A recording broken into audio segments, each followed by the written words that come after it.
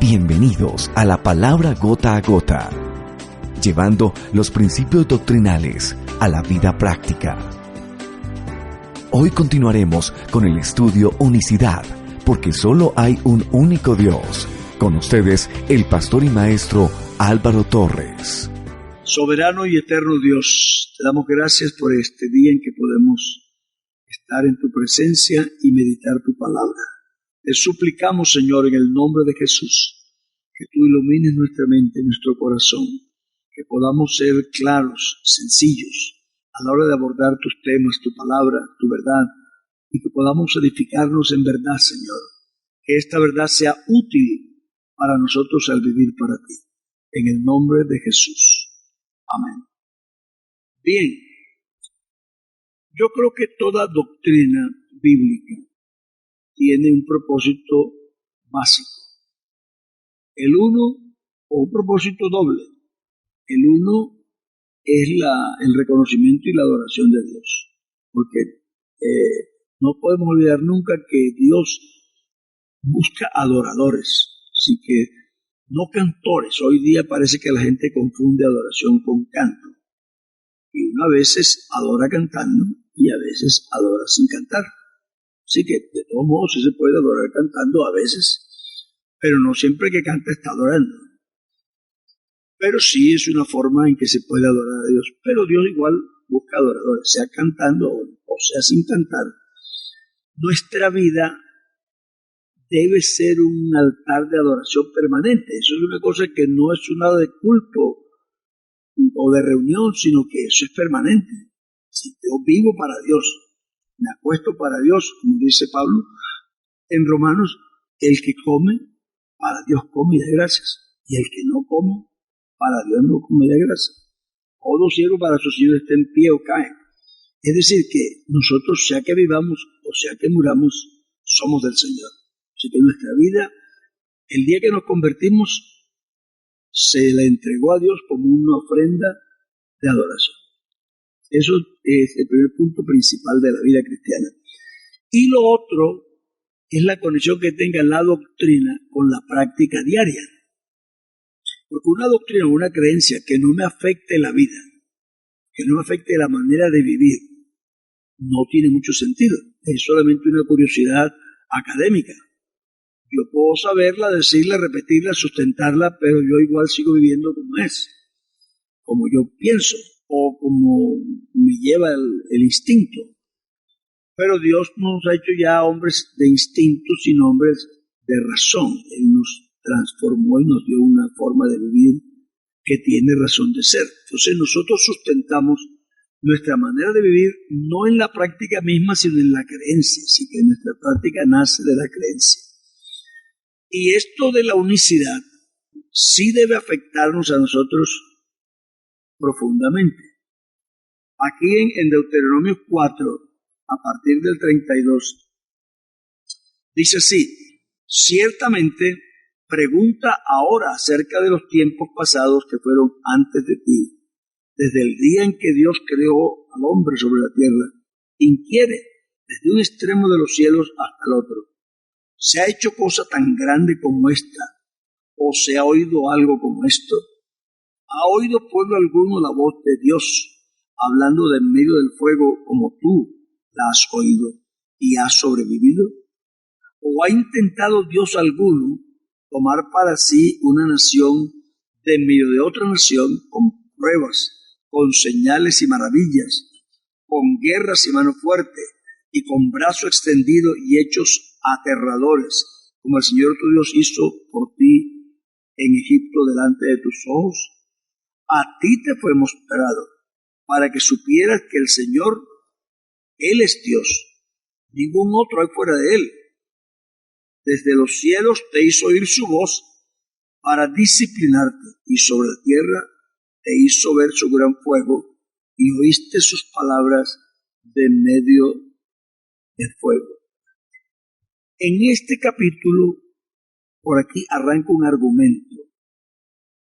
Y fíjense que primero Dios le llama la atención a lo que él ha vivido, pero luego le dice que tiene un propósito. Esto te fue mostrado para. no es para ser académico, para argumentar y discutir y ganar argumentos, no. A ti te fue mostrado para que sepas que Jehová es Dios y que no hay más. Y enseguida lo mete en la forma de vivir, en la forma de reaccionar a esta revelación.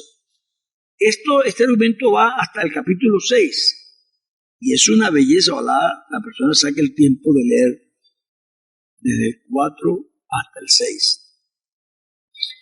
Y entonces Dios le muestra al hombre por qué le hizo esa revelación y qué consecuencias tiene el saber que no hay otro Dios como Él. Y enseguida lo conecta con la familia. Dice, estas palabras que yo te mando, dice, oye Israel, el Señor nuestro Dios, el Señor uno es. Y estas palabras que yo te mando hoy, tú las enseñarás a tus hijos. Entonces, mi revelación tiene el propósito de que yo esté preparado para pasarle a mi generación venidera esa revelación y que ellos tengan la misma consecuencia que yo. Entonces él dice, estas palabras que yo te mando hoy, tú las enseñarás a tus hijos. Y es una cosa que él dice, es siempre, cuando vayas de camino, cuando estés a dormir, cuando vayan de viaje, en todas partes, tú vas a hablar a tu hijo de esto. Porque él además va a tener preguntas. Y el día que tú hagas el cordero delante de él, y él te diga, Padre, ¿qué es este rito que nosotros hacemos? ¿Por qué comemos este cordero con hierbas amargas? ¿Por qué este rito? Tú le dirás, porque nosotros fuimos esclavos en tierra de Egipto. Y Jehová con mano fuerte, con brazo extendido, con grandes prodigios y señales y hechos aterradores. Es decir, no olvides nunca lo que Dios ha hecho por ti para contárselo a otros. Hay una revelación que tiene como objetivo, aparte del reconocimiento y adoración a Dios, la estabilidad, la unión y la salvación de la familia. Porque el pueblo debía mantenerse unido. Y a lo que Dios le preocupaba era que él se olvidara de eso. Porque lo que le servía de unión era la creencia.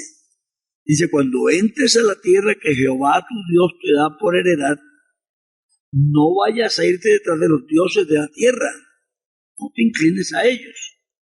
Recuerda que yo soy Jehová que te sacó de la tierra de Egipto. Y cuando el Señor le habla al pueblo de que no se case con las mujeres extranjeras, la razón que le da es que ellos llevarán vuestro corazón detrás de sus dioses. Así que se iba a formar una unidad monolítica alrededor de una creencia, alrededor de una revelación, de un conocimiento de que no había ningún Dios como Jehová, porque no hay otro. En esta época todavía es aceptable que se comparen a Jehová con otro porque es que había un ambiente politeísta. Pero hermano, yo hoy casi no me atrevo ni a cantar un coro que diga que Jehová entre los dioses, no, es que no hay dioses. Dice el apóstol Pablo, aunque algunos se llamen dioses o se llamen señores, para nosotros, hermanos queridos, solamente hay un Dios, el Padre, no hay más. Así que yo no lo voy a comparar ni decir, yo te adoro entre los dioses. ¿Cuáles dioses? Es que el solo decir eso es aceptar que hay otros.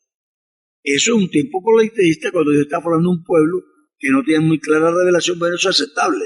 Pero hoy, no. Nosotros hoy tenemos muy claro que Dios es uno y que se manifestó en carne y que tenemos su presencia. Así que no es válido. Entonces, creo que una de las primeras consecuencias de creer en un solo Dios es la unidad del pueblo. Es decir, la unidad en la creencia que da formación a la familia, que da estabilidad a la familia. En Efesios 4, que también habla de la unidad, Él dice, solícitos en guardar la unidad del Espíritu en el vínculo de la paz. Y así como fuimos llamados, y dice, un Señor, una fe, un bautismo, un Dios y Padre, el cual es sobre todos y en todos, en una misma esperanza. Es decir, que el conocimiento de un Dios nos debe llevar a la iglesia, a la unidad alrededor de esa creencia. Así que la unidad, a veces, claro, hoy día tenemos terapias y tenemos dinámicas, pero hermano, sin hablar mal de todas esas cosas, nosotros tenemos una cosa que nos da mucha cohesión, y es que todos creemos en una fe única. Creemos en un solo Dios, tenemos un solo Señor, una sola fe, un solo bautismo, un Dios y Padre. Es decir, el cual es en todo y sobre todo. Nosotros tenemos una verdad alrededor de la cual nos reunimos y somos fuertes, somos estables, somos firmes. Nos animamos en esa creencia. Creo que en uno de los programas yo comenté de una señora en Bucaramanga que había creído en la Trinidad antes, y ella me decía eso, me decía, pastor, es que usted no sabe, de pronto usted no fue trinitario de verdad. Yo fui, y era muy reverente, y uno atribuye al Padre algunas actividades, al Hijo otras, al Espíritu otras, aunque uno cree que es uno solo, pero en tres, y que son distintos y separados, y entonces claro, a veces yo me encontraba con una confusión, no en todas las cosas, pero en algunas muy específicas, a quién se las atribuía o a quién se las pedía, si al Hijo, al Padre o al Espíritu Santo, porque era función del uno o del otro. Bueno, nosotros no tenemos ese problema. Nosotros tenemos un solo Dios. Y cuando hablamos con Dios, hablamos con Dios. Entonces, eso da mucha simpleza a la fe, mucha coherencia, mucha fuerza, porque no tenemos duda. Y es que lo que no es de fe es pecado. Cuando uno duda, ya está pecando. Mucha gente tiene la idea de pecado es de inmoralidad, de robar. No, el pecado es que tú apuntas al blanco y no le das. Es si hierras, falla ese blanco. Dios quiere que tú estés siempre centrado. Yo voy en una dirección, es mi dirección. De él salí, a él converjo yo. Yo tengo una creencia. Esa creencia me da coherencia a mí y me da unión con nosotros. Entonces el apóstol dice que guardemos la unidad de la fe, que guardemos la unidad del Espíritu en ese vínculo de la paz, porque tenemos un Señor, una fe, un bautismo. Alrededor de esa verdad somos uno. En Colosenses, donde dice que en Cristo habita toda la plenitud de divinidad, el argumento no es tanto la unicidad. El argumento es que dice, no Dios engañe con vanas sutilezas, porque vosotros estáis completos en Él, porque en Él habita toda la plenitud de la divinidad corporalmente. Así que lo que el apóstol me está diciendo dice, Álvaro, Dios reunió todas las cosas en Cristo. Tú no tienes que ir para ninguna parte, ni pedirle a nadie, ni buscar un mediador, ni buscar un amigo que te lleva del otro, que te presente al otro. No, esto no es juego de influencia como en el mundo. Aquí tenemos una plenitud que está en Cristo. Y claro que sí demuestra que toda la plenitud está en Él, pero está con un propósito de que yo sé que estoy completo. Vosotros estáis completos en Él, que es la cabeza. Entonces yo no tengo nada que buscar en ninguna parte. Porque Él es la cabeza y en Él estoy completo. Porque en Él está toda la plenitud de lo que Dios puede ser corporalmente. Entonces, creo que estos versos que hablan de la unicidad de Dios tienen un propósito específico.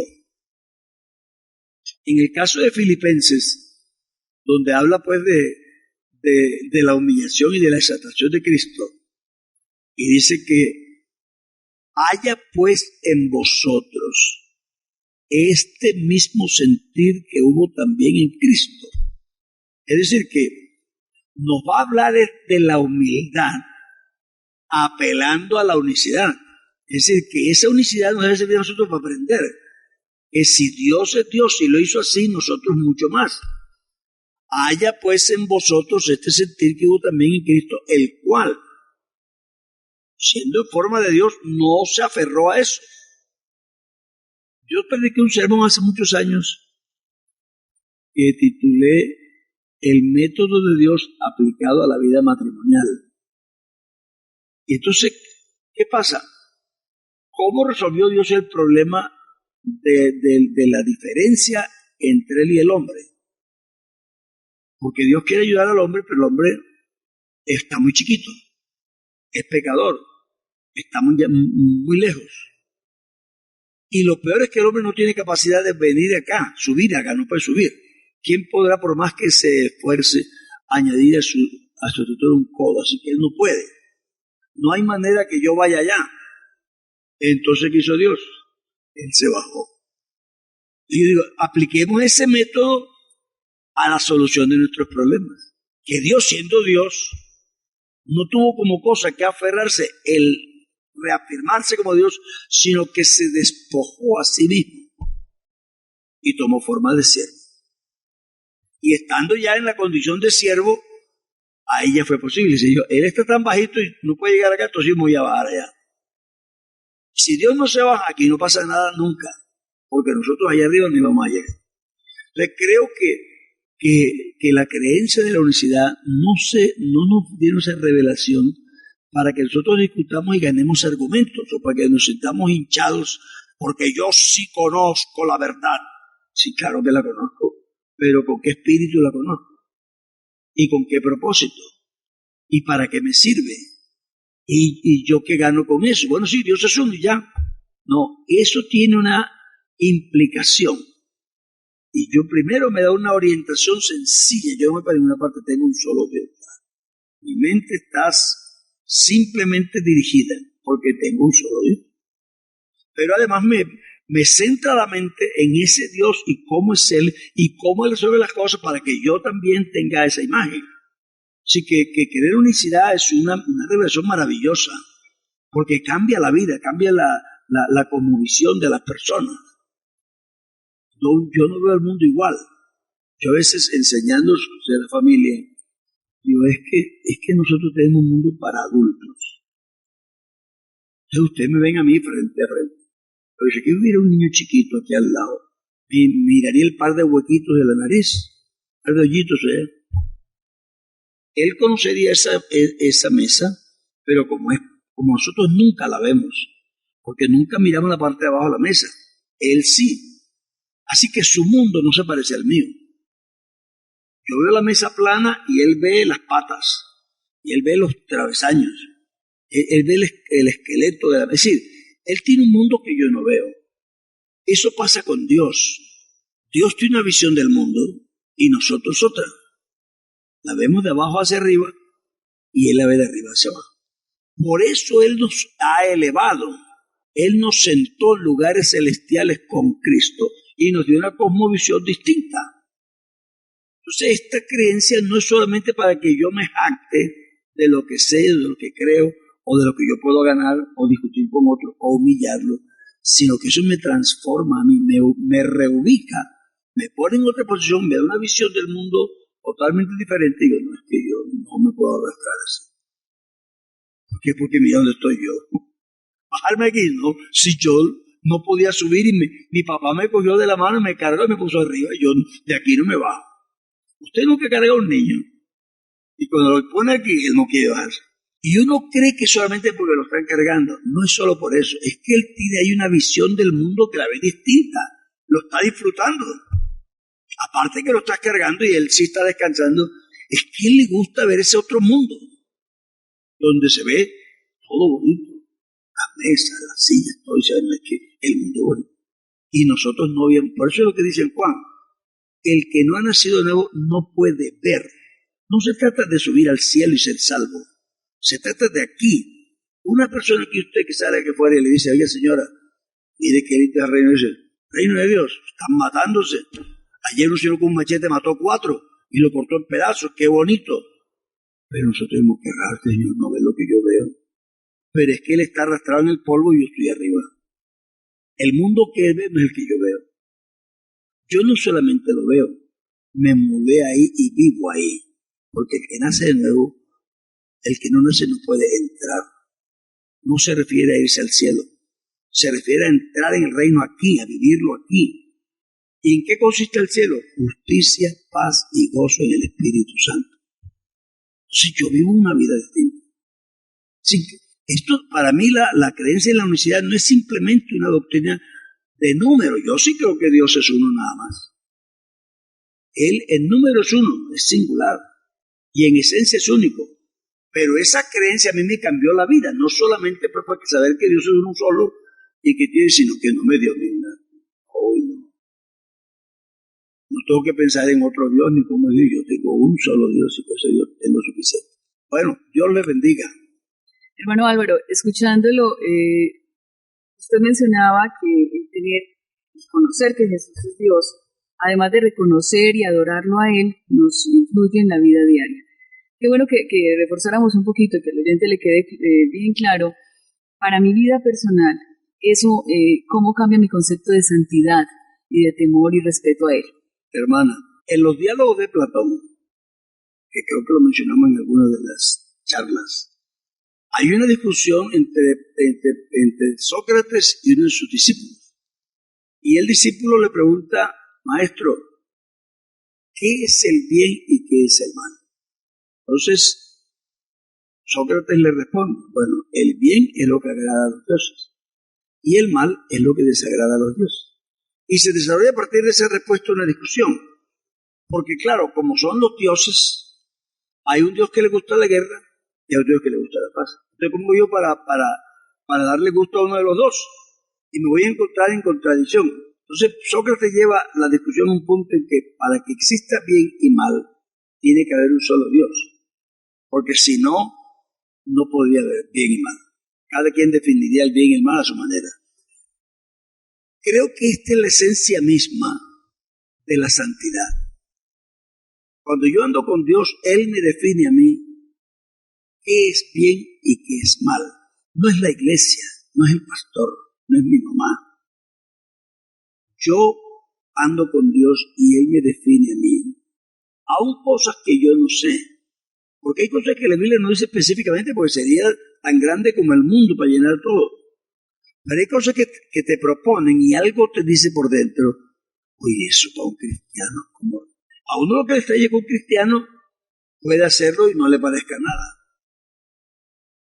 Pero Dios te define a ti qué es el bien y qué es el mal. Yo he tenido esta experiencia y ustedes seguramente la han tenido.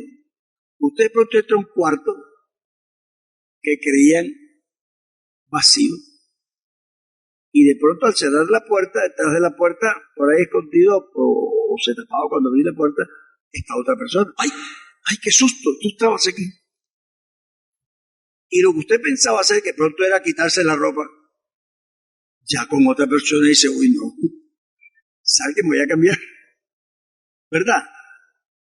Eso pasa cuando uno es consciente de ese Dios. La santidad se reduce a conciencia de Dios. A que yo, si supiera que Dios está aquí al lado, no diría esa vulgaridad. No haría esto, porque me da vergüenza. Ni siquiera la otra persona lo diría. Ay, perdona, no te había visto, dice uno. Ya lo dijiste. Entonces, la santidad es conciencia de que Dios está presente. Y que no es un Dios que le gusta la vulgaridad y que a otros que no le gustan, sino que es que hay un solo Dios que es santo. Cuando la Biblia dice ser santo porque yo soy santo, no quiere decir que estamos obligados a ser santos porque eres santo. No es una obligación.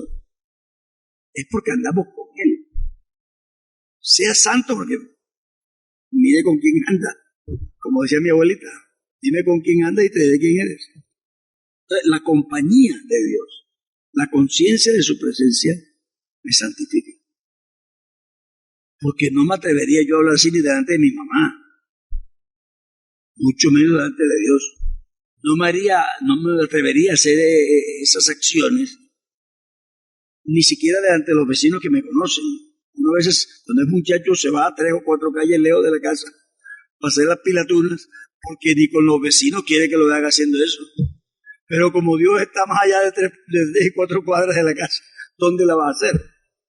Pues si una persona es consciente de Dios y cree que no hay más que uno, que tiene un solo criterio, va a ser santo. Eso téngalo por seguro. Eso no cuesta nada. Es que apenas se sienta y uno se dice, imagínate, con este presente que se aporta mal nadie. Antes de pasar a otra etapa, que es de pronto lo de la familia, me surge una pregunta, hermano Álvaro, escuchándolo, y es, no solo por la conciencia de que esté ahí, sino que la Biblia dice que nos parecemos a Él. ¿Cómo es eso? ¿Cómo es eso de que terminan, de tanto andar con Él nos pasa esa naturaleza de Él? Porque es la clave, ¿cierto? Si no seríamos unas personas obligadas y reprimiéndonos de hacer lo malo porque Él está ahí, porque somos conscientes de que Él está ahí, pero con las ganas de hacer lo malo. ¿Cómo es eso de que Él me pasa la naturaleza? Todos lo sabemos, pero qué rico recordarlo. Ese es otro aspecto de la santidad. Estamos hablando de la santidad práctica. Esa que dice la Biblia, perfeccionando la santidad. Ese es el hacer, el vivir. Aquí estamos hablando de la santidad esencial, de la santidad que se produce en la persona. Eso ya es otra dimensión de la santidad en la que la Biblia dice que Él nos hace partícipes de su naturaleza divina. La Biblia lo dice en formas simples, pero que se pueden comprender. Dice, nosotros mirando como en un espejo, a cara descubierta. Es decir, cuando yo miro a Dios, es como mirar en un espejo. Entonces, Él se refleja en mí y yo en Él. Ese reflejo, como dice, donde dice ese versículo que dice que donde está el Espíritu del Señor y hay libertad, se refiere a eso. Dice, cuando ellos leían la Escritura, Moisés se tapaban la cara como Moisés, porque temían descubrirse. Pero nosotros ahora somos transformados de gloria en gloria. Nosotros, es decir, vamos como emergiendo de nosotros mismos una nueva persona que va reflejando la naturaleza de Dios. Y lo que pasa es que el andar con alguien, aún los esposos, también enseñando en matrimonio, a veces he dicho eso. Uno ve un par de esposos y dice, oye, se parecen. Dicen, bueno, no se parecen, pero sí se parecen. Dice que uno ve que ellos son diferentes, pero al mismo tiempo uno siente que se parecen. Y es que la persona de tanto andar con su esposo o con su esposa, se le pega como levanta la ceja, como mueve la mano, los dichos al hablar. Eso no es una influencia forzada, esa es una influencia de relación, en la que yo digo a mi mujer, tú debes levantar la ceja como yo, tú debes decir los dichos que yo. No, pero se le pega. Se le pega. Es decir, andar con Dios, aparte de que me influye, porque Él está allí en la reverencia, también me comunica su manera de ser, su manera de pensar. Hablando con Él, yo termino hablando como Él. Fíjese usted que a Pedro, para poder demostrar que él no andaba con Jesús, dio un poco de malas palabras. Tuvo que decir un poco de malas palabras y dice, bueno, pues no, tú hablas como Él. Y no era que era Galileo, es que desde que él cambió de dicción, de palabras, para probar que dice que no se refería al acento, se refería a lo que hablaba, a los conceptos que emitía. Porque dice, tú hablas como Él. Y entonces empezó a decir un poco de malas palabras. Esa la dice cualquiera. Así que no importaba el acento. Lo que importaba es que el contenido de lo que hablaba ahora parecía más sucio y antes parecía más limpio. Eso de andar con Dios es una sana influencia de amigos. Si uno aprende a hablar como Él habla. Porque como eso es lo que oye. Y yo, no sé si se han dado cuenta, pero los evangélicos hablamos muy bíblico. Hasta no nos damos ni cuenta.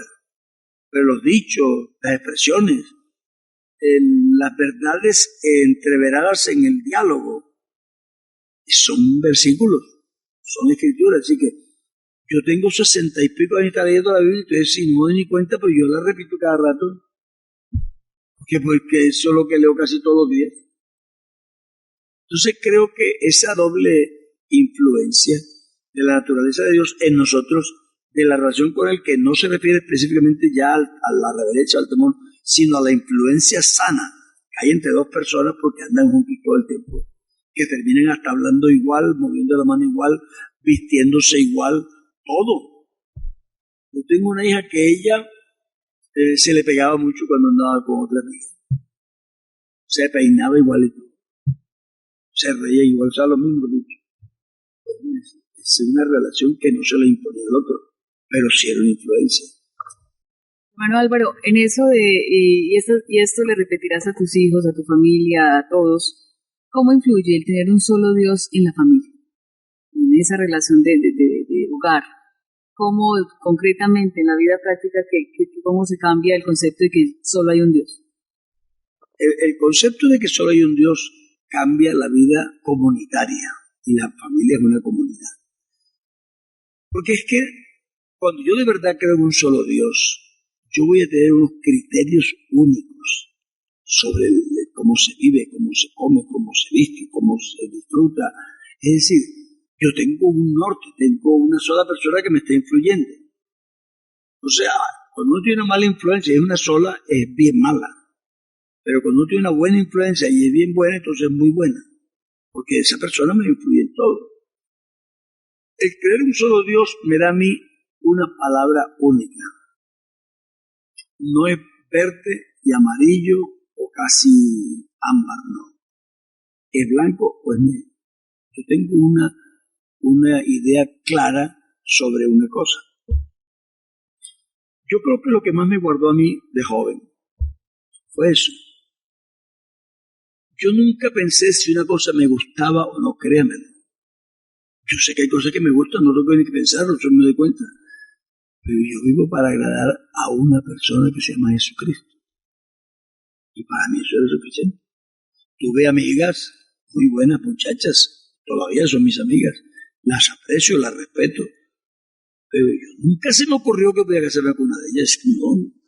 Es decir, ni pensé si eran buenas, si eran bonitas, si eran malas, no. Es que no eran para mí. Yo no las iba a obligar a convencer para traerlas a la iglesia, para convencer a que pensaran como yo. No. Eso nunca me interesó, ni siquiera con la mujer que yo me casé, con ninguna de las dos que yo fui viudo y me casé otra vez. Yo nunca hice eso. Nunca le pregunté a mi mujer si quería pensar como yo y si no nos casamos, no. Yo veía cómo pensaba ella y si me interesa, eso me interesa. ¿Por qué? Porque yo no estaba escogiéndola a ella, yo ya había escogido un Dios. Y si ella no pensaba como mi Dios, no me interesa. Y créame que no me interesaba ni un amigo. Si yo no andaba con una persona, si va a menospreciar a mi Dios, no lo quiero. No voy a ser su enemigo, nada, pero yo puedo escoger otro amigo. ¿Para qué quiero yo andar con él? Entonces, es decir, la creencia en un solo Dios no es solamente una creencia en una determinada cosa, sino que es que se deriva en que ese Dios, que es vivo además, tiene una filosofía de vida, una manera de pensar, unas cosas que Él me comunica. Y que como es mi amigo me fascina agradarlo, es decir, me fascina vivir con Él. Además, ya ahora que tengo 71, casi 72, creo que no me equivoqué. Creo que es verdad que andar con una persona que da coherencia y que me ayuda a pensar coherentemente es una ganancia. Yo nunca tuve dudas. Decidí por Dios y eso es lo que he hecho. Sí me han ofrecido cosas, hasta dinero por millones. Pero es que yo, si quisiera buscar plata, no sería pastor. Si tengo lo que tengo, si yo me lo da, si no me lo da, no me interesa. Sí, no busqué otra cosa.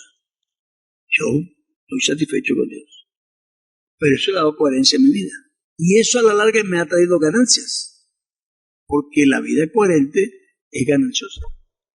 Yo no creo que la confusión produzca nada bueno. Seamos coherentes. Gracias por sintonizar la palabra gota a gota.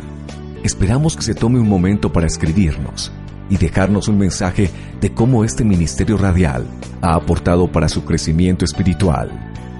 Escríbanos a lanuevaradioipuc@gmail.com